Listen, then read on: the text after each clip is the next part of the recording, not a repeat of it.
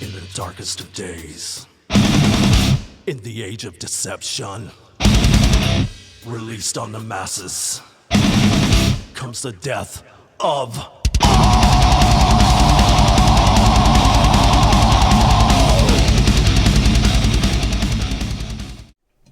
Hey guys, this is Russ with Old Man Metal Channel. Today we're going to be doing another rig rundown. If you've heard me mention in some previous videos, I'm in a thrash metal band called Rid Them All.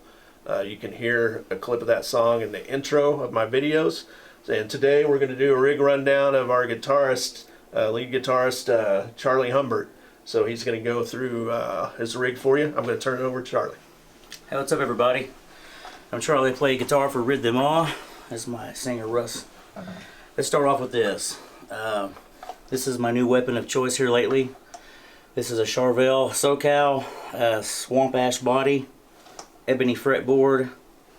This one has got DiMarzio pickups instead of the standard Seymour Duncan, and it's a PAF Pro, and I believe that is a PAF Pro, and that is a distortion. This is DiMarzio distortion. I put these mother of pearl machine head controllers up there. As you see, it's pretty straightforward. It's got the Rolf Lloyd. Nothing fancy here. It's just a straight melt in your face type guitar, and it sounds amazing. And what I do with this is I go to my wireless right there. That's a Boss WL-60. I've had several wirelesses over the years. I've had the Line 6 rack mounts. I've had the cheap trash 80. I've had the real expensive Sures. This one right here is the best that I've had. I've had not one issue with it. So what you do with this, you set it up and you hit scan. Wherever you're at before you start playing, you hit the scan button. And it's going to show you the strongest signal in the room. It's going to take everybody's signal that's around you, other bands, whatever. And it's going to show you the strongest one. And you hit enter. And you can control your cable tone, long or short or off. I always keep mine off. You get more bite that way for me. Then you get your transmitter here, turn it on. Scroll over to that, what it's telling you the strongest channel, and you're golden. No issues. Not one cutout, nothing. I mean, it's amazing. It's well worth the money. They probably got a newer model. I might upgrade later, but this is going to keep working for me. I'm going to keep using it. And then it goes from the guitar into here, and right out of here to my Digitac whammy. This thing does got a lot of different features on it. You can go up and down your octaves. You can harmonize in fourths or fifths, sevenths. You hear a lot of this on the Rage Against the Machine albums. Dime used it a lot. I don't use it all that much. I use it for a couple things. Mainly just to play around on some of the songs live or do fills. I use it on a couple. You can actually, you could drop tune if you wanted to. You could go down a half step or a whole step. I don't do any of that. I use it for octaves, accents, just little licks here and there. It's a lot of fun to have on the board. It takes up a lot of room. I'm never going to probably get rid of it because I have too much fun with it. And then from right there I go into my wall. This is a Morley Bad Horsey wall. 2, I believe, or is it a 1? I think it's a 1. No, it's a 2. It's got the 2 knobs. Okay. Does everything the 1 does, only it's got an extra, it's got a contour switch over here, or a knob. And as you see on mine, I keep them all the way up. Keep the contour on and everything all the way up. Because what I do with that is when I'm do a lead, I will do a lead on my neck pickup. I'll use this to shape the tone. And it takes a lot of the low end of the pickup because my picking is always right around here, and it I could shape my tone with this, not really for the wall effect. I just hold it in different spots for a different tone that I use for the solo. And if I want to do feedback, I can switch it to there, push it all the way forward, and it just got sustained for days. So I use it more than a wah. And from out of there, I go into this GT-100 Boss. I wasn't on board with these when they first came out. I'm more of an old school analog. I use pedals and tube heads. A friend of mine turned me on to this, and once I actually got forced into it. My head took a crap, and I had to get something for a gig, so I ended up borrowing one. And since then I was sold, and I went in and I shaped each patch. I got 4 patches that I use. One's rhythm clean, and another clean with a lot of different effects on it. Real thick for different types of parts of the songs that we use. And then I got my lead channel. We'll break that down here in a little bit when we get into that. There's more to it. And once we come out of there, I go to this. Actually, it starts right here, but this is what makes it all come together. Standard power conditioner Furman. There's nothing fancy. The light on it, you can turn it. Yeah, it lights up this whole area at night. Like on the stage, the lights are all off, and you can see what you're doing on stage without fumbling around if you make an adjustment. But this Carvin T-100 or T-100, this is the tube power amp. And what we do with this is I run stereo cabinets. I bridge it to 100 watts. It's normally 50 watts a side. And I voice, it's got a presence knob for each cabinet. I voice each cabinet different. This one's voiced a little heavier. This one's voiced a little lighter. More treble. And then live we mic them both, and the sound guy mixes it, and it sounds really thick and full. This makes this sound like a real tube preamp and distortion, and it's a real tube power amp. So, and that's pretty much what I got so far. So earlier I showed you my chain. I'm going to show you what these do exactly. So this is channel 1. This is what I use for my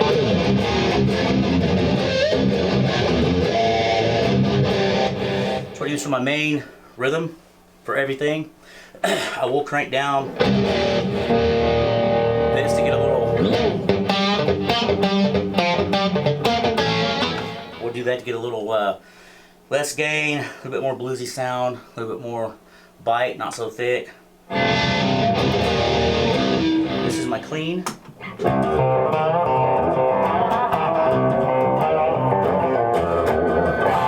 got a little delay, chorus, reverb. I think a little bit of a little phaser on it. Let me go in here. This is my trippy sound. It's got a phaser. I can turn it off right there. But it's got more of an effects, more of a delay, more of a millisecond on it for different songs. Also for Welcome to the Jungle. Here's my lead.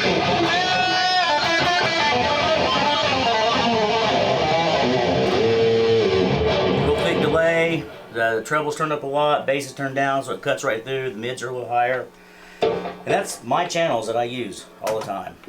This thing does detune. You can go a half step down, a whole step down, but I don't use it for any of that. I will use a real pedal for it, not this. It does it, but to me it doesn't sound 100% like it should. It's close, but it's not. The detuner pedal by Digitech sounds more realistic. We'll do another one day, and I'll have that on here somewhere right next to its big brother. Let's break down what these do. You can see this is my all-around, my global EQ. So I have compression, but I got it turned off. Don't need it. I got a little bit of reverb. It's set on Hall. It's at 3.05 reverb time, 0 milliseconds. I got the level on it is 30. So it's just slight. It's just enough to you can hear it. Slap back a little bit. You go to my ACC, which is this control right here. This does a preamp boost. I hit that, it gives me a little bit more sustain. I set it up like that, but I hardly ever use it. I might want to put something else on it. This is my chorus. I got it set in mono mode, even though I run stereo. Got the rate at 40, the depth at 41, and the effect level is at 45. It's pretty even straight across. You get too much chorus on it, it sounds muddy. It just sounds too muddy, and you can't really hear what you're doing. So the less of that, the better. You want to do it where you can barely hear what it is, and it thickens your sound up. And it also helps you get harmonic.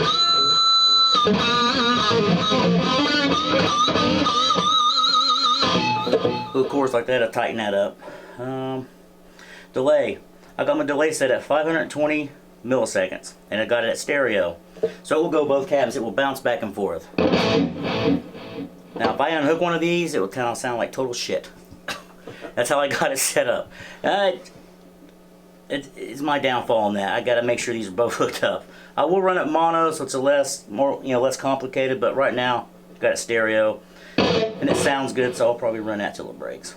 Let's see, my feedback was at 20, so it's not as loud as of a tail as my lead.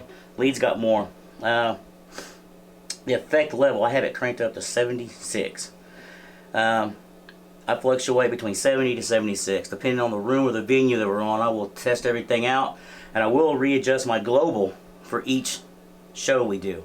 Depending on the room, the acoustics, depending on what the PA type of mic that the guy running the PA's got, it's going to depend on a lot of different factors. I will actually walk out and listen to what's going on and make adjustments here instead of having the sound guy, hey man, did you cut my mids back? I'll do it right here or on my head. Just stay out of the sound guy's hair. They don't like to be told what to do, and that's bit me in the ass before. My effects too, got nothing on that. I could add phaser, I could add another overdrive, I could add a noise gate, right? I could add wherever I want in this GT-100 in that spot. But I don't need all that. It's my control pedal right here. I got this set on a Crybaby wah. So not only do I have this wah, I have a Crybaby right there. So what that does,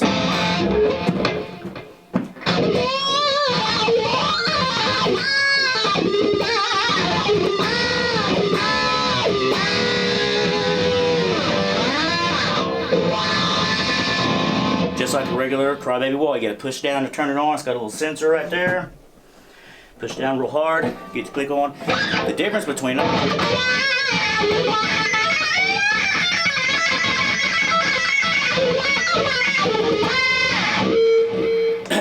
they're totally different pedals, two totally different animals. I kind of like this one better, but I use that one more for sustain. And let's go, and from there we will go to my EQ. I usually don't use an EQ, but on this one I got it on, and I'm barely using it. Like usually things centered up at 0, I got 2 decibels across the board. Really nothing. But I can tell the difference when it's off. So, and over here I'm running stereo. So what I'm running, as far as my overdrive and my distortion, is, my distortion sound, my preamp is Marshall Twin Stacks. That's the effect that's in the pedal. So I'm running stereo. And I got 2 Boss NS1s hooked up to it. Noise gates. And I have to adjust both of those accordingly to even it out right. If I have one adjusted too much, it's going to sound weird. I'm going to have a bunch of feedback. So I stay on top of those. And each one of these are set different. Each EQ is set different. So not only do I have 2 different amps there set different with EQs, overdrive levels and all that, they're set different here also with the power amp. So there's a lot going into this. And then let's go over all the way to the end. I got everything turned off right here. Set the overdrive, little overdrive button right here. I can hit it. I got it assigned here. So if I want a little extra sustain, I can hit my overdrive switch that I have signed. It's right there, and it gives me a little more ump, if you will. You always want, I do anyway, a lot of people do this different, I want my preamp at the end of my chain. Because you're taking your whole sound and then you're going to overdrive it. That's how I do it. any of your wah pedals or volume pedals or anything, you want them at the front of your chain because those are real clean signals. You want to take your whole sound that's going in and you want to wah that. Some people move it different. Some people run it through the effects loop here. Some people put it at the end.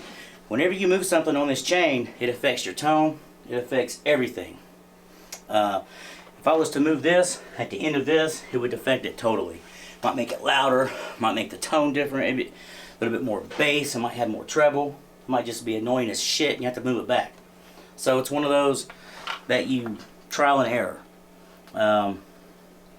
Even on here, if you move your chorus in a different spot, it's going to affect your tone.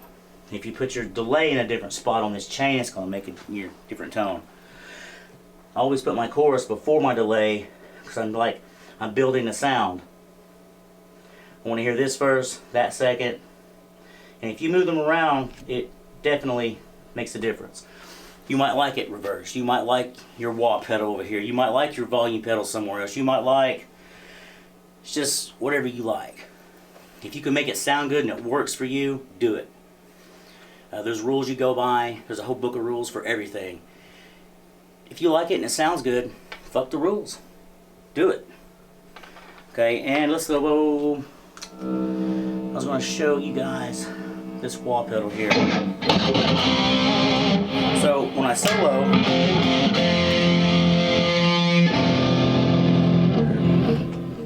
alright. So how I use this, I will use it the standard way.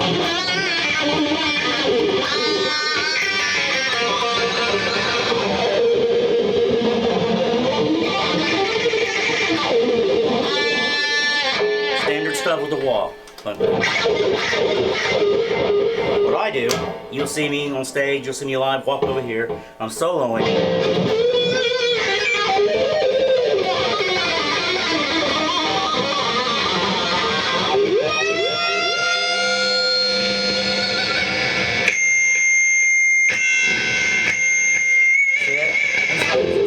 Switch it to this right here, I got sustain for days. So I will solo on that, the neck pickup and push it forward. It's mainly what I use that for. If it wasn't for that feature, the instant on, instant off, I probably would have it off the board and just use this thing. This one right here.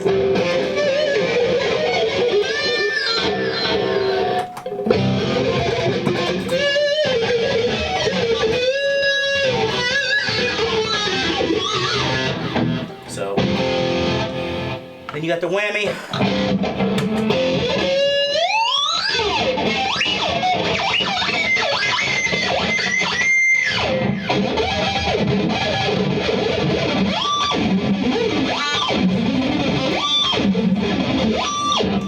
I use it to play around. You know, it's you'll see me live. You'll see me during one of our breakdowns. You know, it's something totally different. I don't use it all the time, so when people hear it live, they'll say, "Oh shit, what's he got up there?" I like the whole surprise thing. And also, you can use it for harmony. Dime used it. I think he used the fifths. I'm not sure on that. So, in domination, we play part.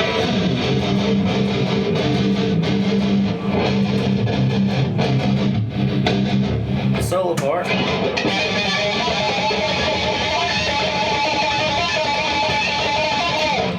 I use it on that. That's basically the only time I really do use that, besides playing around and horsing around with it. Back to the GT-100. This thing does so much. They're inexpensive. Right now, when they first come out, they was pretty expensive. They have a GT-1000 that's been out for, I don't know, over 5 years, I think. It's basically this setup with a lot of metal buttons, metal everything, built mainly for the road and the abuse. This is a metal board here. I mean, it's not plastic. These are old school type and they're heavy duty. They withstand my abuse. You can upgrade the software to this. you can get whatever the GT-1000's got. You can update it. Possibilities are pretty much limitless on this thing if you can just sit down and figure it out and learn how to maneuver it. Once you get that done, that's the hardest part, is learn how to maneuver through this. And once you get that done, you could, possibilities are pretty limitless. I mean, you can get the helixes. What's it, helix? What is that one they got? Can't remember. Or they got a helix that's badass. They have several different other models. They escape my mind right now, but I'm more of an old school type guy. And I'll probably go back to an analog with this head right here soon. And we'll probably end up doing another demo when I get this one up and running and get everything right. I think that's about it for me. It's not too complicated. It's just about how you use it, and that's about it. Real quick, a couple of things before we say goodbye. But your cabinets, are those standard Mesa Boogies? Those oversized? Good question. I forgot all about that. So these are oversized messes, and they're vintage 30s. That's what's in them. Cool. And when you get new cabinets, they vintage 30s, it's going to take a while to break them in. I've had these for a couple years, pounded the hell out of them. They're just now broke in to where I'm happy with the tone 100%. You have Marshall guys, you have Boogie guys, you have people that use diesel, you have people that use orange. I'm more of a Boogie guy. Yeah. I'm always feuding with the Marshall guys on which one's better. I think they're just in denial. They don't want to admit that Mesa is just super badass. Yeah, they sound good. Come over here, I want to show you what I'm running on the back of this. Earlier I talked about voicing and different, here, we'll go right here. So, this is run 50 watt aside. And to do that on here, I would have to put this back to take it out of bridge mode and run it over here. 50 watts, 50 watts. But right now I got it set on bridge. Got it bridged up, I got them both in here, so I'm running full 100 watts with 2 4 cabs at 8 ohms for impedance, 8 ohms side. So to me it gives me more bite. Now the presence knobs I was telling you about, they adjust each cabinet. So this side is for this one right here. I have this cranked all the way up. That's, you got higher, more of a higher tone. Still get the low end bite, but you got more higher tone. Here I have this one back to about midway. You got more of a lower frequency, more of a lower bite. So together they mix up really good. And depending on the room that we go to, sometimes I just walk back here and they got a shitty mic and they're micing me. I will literally have to play with this to get it to sound good. Because I've been burned before playing live. The guy's got a house PA, but his mic is shit. You sound like you're playing through a tweeter out in the front, and no one tells you till after the show. Say, man, you shit sound like shit. And it's like, God damn it, why didn't you tell me sooner, man? So I've been scarred. So I go out and if I have time, which I always make time, and they get pissed off about that, I don't care. Anyway, that's pretty much it. You can set your own, your impedance for your cabinets right there. Like I said, I got it on 8 for each one. And this little 2 power amp, and I actually drilled holes on the top of here to keep it not so hot. I mean, this thing was sealed up tight, and it's got one little fan on it, and I read up that a lot of them break down because of overheating. Well, I fixed that. You'll see a lot of my stuff. I will build it or fix it and maneuver it and do what I think to make it work for me. Back to the pedal board. I built this. This is, don't ignore the tape, but hook right there. You can charge your phone off of it while you're playing. You can run a camera, and you can do all that stuff. And I got a special cord I built. Turn it off. Here's a switch. Turn it on and off. It's got a 2 mil end. Plugs into any extension cord, any wall, and it just runs off of that. And downside, it's heavy as shit. This is a trial model. This has made a lot of people cuss having to move it. It's built like a tank. I mean, you could drop it, run a car over it once the top gets put on it. It's It's got it hidden back here somewhere. It's too heavy to get out. I ain't getting it. But it protects all my shit, and it's been abused. Yeah, it's been through a lot. I can attest to that for sure. Well, I think that's pretty much wraps it up for today. That was a really great rundown. You got a really good sound.